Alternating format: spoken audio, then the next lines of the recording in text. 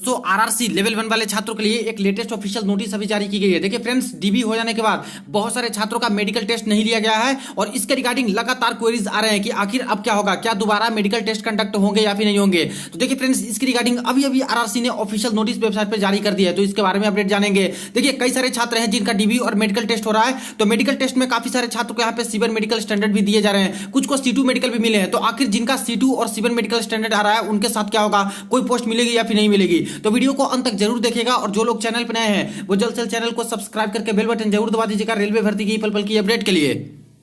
Friends देखिए, RRC north central railway Prayagraj या फिर इलाहाबाद जोन वाले छात्र के बहुत सारे क्वेरीज आ रहे थे। यहाँ पे डीबी तो कंडक्ट करा लिया गया है, लेकिन कई सारे छात्र का मेडिकल टेस्ट ही नहीं लिया गया है। तो लगातार इसके ऊपर क्वेरीज आ रहे थे और अभी जाके इन्होंने ऑफिशियल नोटिस भी पब्लिश कर दिया है। CEN RRC 1/2019 important notice for appearing medical examination in CMS CNB on date 27/2/2023।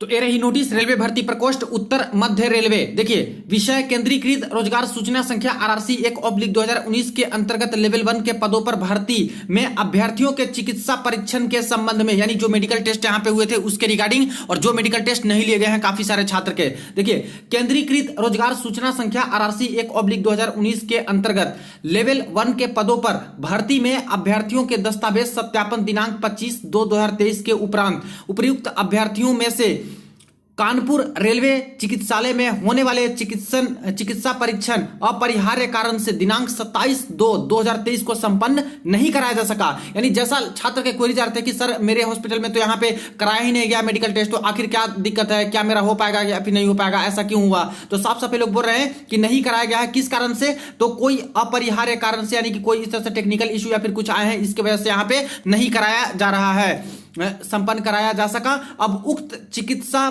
परीक्षण दिनांक 28/2/2023 को रेलवे चिकित्सालय कानपुर में ही कराया जाना सुनिश्चित किया गया है। लेकिन फ्रेंड्स, कोई भी घबराने की बात नहीं है, एक दिन का ही यहां पे डिले हुआ है। अब इन सभी छात्र का जो मेडिकल टेस्ट चलेगा वो 28 फरवरी के डेट में ही आपके कानपुर वाले रेलवे हॉस्पिटल में ही सेम जगह पे आपके मेडिकल टेस्ट कंडक्ट कराए जाएंगे। तो बस थोड़ा सा एक दिन का खर्चा आपका बढ़ गया और थोड़ा सा और एक्स्ट्रा समय आपके लग गए। अतः संबंधित अभ्यर्थियों को निर्देशित किया जाता है कि वे निर्धारित समय पर रेलवे अस्पताल कानपुर में उपस्थित होकर अपना चिकित्सा परीक्षण कराएं। इसीलिए सभी कैंडिडेट जिनका आज यहाँ पे मेडिकल टेस्ट नहीं हुआ था वो सारे छात्र अब यहाँ पे 28 तारीख को पहुंचेंगे same to same railway hospital में, जहां पे इनके मेडिकल टेस्ट कंडक्ट कराए जाएंगे। अब फ्रेंड्स देखिए, कई जोन में यहाँ पे डीबी और मेडिकल तो चल ही रहे हैं और लगातार यहाँ पे छात्र के क्वेरीज भी आ रहे हैं इसके रिगार्डिंग। कुछ छात्र ऐसे हैं जिनके कहने हैं कि सर मुझे यहाँ पे C1 मेडिकल स्टैंडर्ड मिला है, कुछ कैंडिडेट बोल रहे हैं कि सर मुझे यहाँ पे C2 मेडिकल स्टैंडर्ड दिए जा रहे हैं, तो क्या मुझे कोई रेलवे ग्रुप डी की पोस्ट मिलेगी या फिर नहीं मिलेगी। तो इसके बारे में दोस्तों हम लोग थोड़ा डिटेल में बात करेंगे। इसी तरह से कुछ यहाँ पे कैंडिडेट के क्वेरीज आ रहे हैं कि सर मेरा यहाँ पे पाइल्स टेस्ट किया गया और हाइड्रोसिल का टेस्ट किया गया और मुझे यहाँ पे टेम्पररी अनफिट दिया गया है, टेम्पररी अनफिट, और मुझे कुछ समय दिया गया है। इसके बाद बोले गए हैं कि आपको ऑपरेशन करा के यानी कि फिट होके आप आइए तो आपका फिर से मेडिकल टेस्ट लिया जाएगा और सही पाएगा तो आपको जॉब दिए जाएंगे। अब दूसरी तरफ है दोस्तों कि जो यहाँ पे अनफिट होते हैं उनका रीमेडिकल अपील होता है, यानी कि रीमेडिकल अपील करते हैं, उसके बेसिस पे यहाँ पे उनको फिर से रीमेडिकल लिया जाता है और यहाँ पे जॉब दी जाती है। तो सवाल इनके है कि सर अगर मुझे टेम्पररी अनफिट करके इस तरह से बोला जा रहा है कि कुछ दिन के बाद ऑपरेशन करा के आइए, सब कुछ सही करा के आइए, आपको जॉब मिल जाएगी, तो क्या मुझे भी रीमेडिकल अपील करना होगा, 1000 रुपए का डिमांड ड्राफ्ट इस तरह से प्रोसेस से गुजरना होगा या फिर नहीं। तो देखिए, अगर वहां पे 3 डॉक्टर कमेटी जो बैठती है, 3 डॉक्टर का मेंबर बैठते हैं लोग, और वो लोग आपको दोबारा चेक करके ऐसे बोलते हैं कि कुछ दिन के बाद आइए,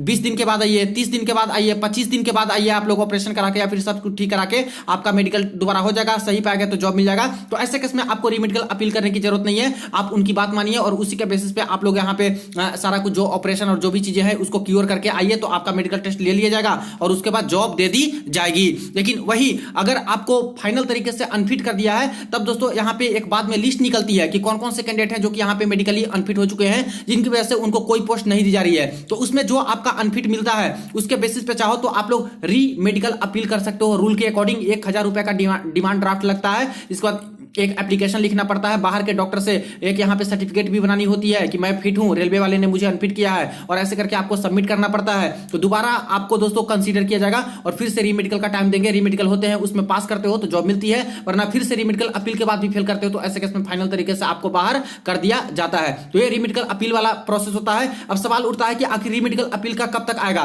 तो रीमेडिकल अपील दोस्तों जब यहाँ पे पूरा का पूरा डीबी मेडिकल कंडक्ट हो जाते हैं, इसके बाद जितने छात्र अनफिट होते हैं, जिसकी वजह से कोई भी पोस्ट आपको नहीं मिल पाती है, चाहे मार्क्स अच्छे हो फिर भी, क्योंकि मेडिकल अनफिट हुए हो, तो ऐसे केस में आपको ईमेल के थ्रू डिटेल्स भेज जाते हैं कि आप अनफिट हो, आप इस डेट तक अपील कर सकते हो पूरा प्रोसेस के साथ। या फिर वेबसाइट पे दोस्तों पूरा लिस्ट आती है उन सभी छात्र की जो कि अनफिट होते हैं, और उनको यहाँ पे डेट दिया जाता है कि इस डेट तक आप लोग रीमेडिकल अपील कर सकते हो। प्रोफार्मा दिया जाता है कि इस फॉर्मेट में सर्टिफिकेट बना के लेके आइए, और इसके बाद एक्सेप्ट करेंगे तो दोबारा रीमेडिकल आपका होगा, और पास करेंगे तो आपको जॉब भी दी जा सकती है। तो ये बात के दिनों में होंगे, अभी तो डीबी मेडिकल हो रहे हैं, डीबी मेडिकल हो जाने दीजिए। इसके बाद जितने छात्र अनफिट पाए जाएंगे, जिनको जॉब नहीं मिल पाएगी अच्छे मार्क्स होने के बावजूद भी मेडिकल अनफिट हो गए हैं इसके कारण, तो ऐसे केस में बाद में यहाँ पे रीमेडिकल अपील का भी ऑप्शन रेलवे देती है। अब बात कर लेते हैं एक मुद्दे पे दोस्तों, जो कि यहाँ पे कई सारे छात्र हैं जो कि बोल रहे हैं कि सर मेरा सीबीएन मेडिकल स्टैंडर्ड मिला है, कुछ बोल रहे हैं कि मेरा C2 मिला है, तो क्या मुझे ग्रुप डी की कोई पोस्ट मिल पाएगी या फिर नहीं मिल पाएगी। तो सबसे पहले देखिए फ्रेंड्स, जो ग्रुप डी की यहाँ पे वैकेंसी निकली है, इसमें या तो A2 मेडिकल स्टैंडर्ड वाली पोस्ट है जो कि असिस्टेंट पॉइंट्समैन का पोस्ट हो गया, कुछ पोस्ट A3 मेडिकल स्टैंडर्ड वाली है, A3 मिलती है तब भी दोस्तों आपको यहाँ पे पोस्ट मिल जाती है। B1 मेडिकल वाली सबसे ज्यादा पोस्ट है, और खास करके ट्रैक मेंटेनर का तो लगभग 50,000 से ज्यादा पोस्ट है जिसका मेडिकल स्टैंडर्ड B1 ही मांगा जाता है। तो समझिए कि किसी कैंडिडेट को अगर B1 मेडिकल स्टैंडर्ड मिल जाता है तो आपको जॉब लगने की गारंटी एक तरह से हो जाती है फ्रेंड्स। अगर B2 किसी को मिलते हैं तो B2 वाली बहुत कम पोस्ट है, और यहां पे दोस्तों चांसेस कम हो जाते हैं जॉब लगने के। वही किसी के C1 मेडिकल स्टैंडर्ड मिलते हैं तब भी आपको चांसेस रहते हैं जॉब के, क्योंकि C1 मेडिकल स्टैंडर्ड वाली पोस्ट है। हालांकि अभी कुछ जोन ने यहां पे रीडिस्ट्रीब्यूशन ऑफ वैकेंसी करके काफी सारी यहां पे C1 मेडिकल स्टैंडर्ड वाली पोस्ट को घटा दी है, और उसके एवज में B1 मेडिकल वाली, A2 मेडिकल वाली, A3 मेडिकल वाली पोस्ट को बढ़ा दी है। तो C1 मेडिकल वाले का पोस्ट अभी घटा है, लेकिन फिर भी पोस्ट पूरी तरह से खाली नहीं किया गया। कुछ पोस्ट है इस पे C1 मेडिकल आते हैं तो आपको जॉब लगने के चांसेस होते हैं। हालांकि सारे के सारे C1 मेडिकल वाले को तो जॉब लग जाए ये पॉसिबल नहीं होता फ्रेंड्स, क्योंकि अगर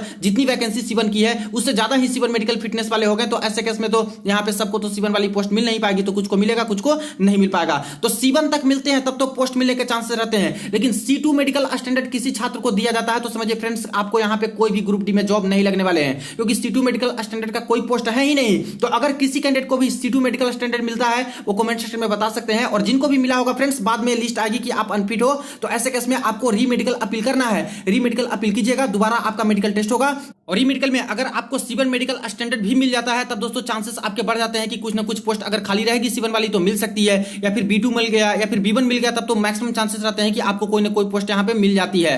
तो C2 जिनको मिलते हैं इनको कोई पोस्ट नहीं मिल सकती है, लेकिन वही रीमेडिकल अपील करते हैं तो रीमेडिकल में अगर C1 B2 या फिर B1 मिल जाए या फिर A2 A3 मिल जाए, तो ऐसे केस में चांसेस बढ़ जाते हैं कि इनको जॉब मिल सकती है। तो ये रेफरेंस क्राइटेरिया जो कि मेडिकल टेस्ट का इस तरह से अभी चल रहा है। कुछ छात्र को यहाँ पे जैसे कि कलर ब्लाइंडनेस वाले छात्र हैं तो उनको C1 मेडिकल दिए जा रहे हैं। कुछ कैंडिडेट हैं जो कि यहाँ पे लेसिक सर्जरी करा के गए थे, तो लेसिक सर्जरी वाले को यहाँ पे C1 मेडिकल स्टैंडर्ड अभी कुछ कैंडिडेट को यहाँ पे दे रहे हैं। इसी तरह से कुछ और कारण जिसकी वजह से C1 मेडिकल मिलना चाहिए, तो ऐसे छात्र को भी यहाँ पे C1 मेडिकल में रख रहे हैं। तो C1 वाली तो पोस्ट है ही रेलवे ग्रुप डी के अंतर्गत, और कुछ जोन में यहाँ पे C1 वाली पोस्ट घटाई गई है, कुछ जोन में नहीं घटी है। तो जहां पे घटी है तो जितनी पोस्ट है उसके बेसिस पे ही आपको जॉब लगेंगे, और अगर जरूरत से ज्यादा यहाँ पे C1 मेडिकल फिटनेस वाले छात्र हो गए, पोस्ट ही कम है और ज्यादातर C1 वाली, तो ऐसे केस में दोस्तों कुछ ही छात्र को मिल पाएंगे C1 वाली पोस्ट जिनका मेरिट अच्छा रहेगा। जो फर्स्ट प्रेफरेंस में C1 वाली पोस्ट डालेंगे उनको ज्यादातर वरीयता दिया जाता है, प्रेफरेंस को ध्यान में रखा जाता है, और मेरिट को मार्क्स को भी दोस्तों यहाँ पे ध्यान में रखा जाता है। उसके बेसिस पे पोस्ट भर जाएगी C1 वाली, और जब एक बार सीटें भर गई C1 वाली तो उसके बाद जितने एक्स्ट्रा C1 मेडिकल फिट होंगे उनको यहाँ पे कोई भी पोस्ट नहीं दी जाएगी, क्योंकि एक बार सीट भर गई तो यहाँ तो बचेगी नहीं C1 मेडिकल वाली।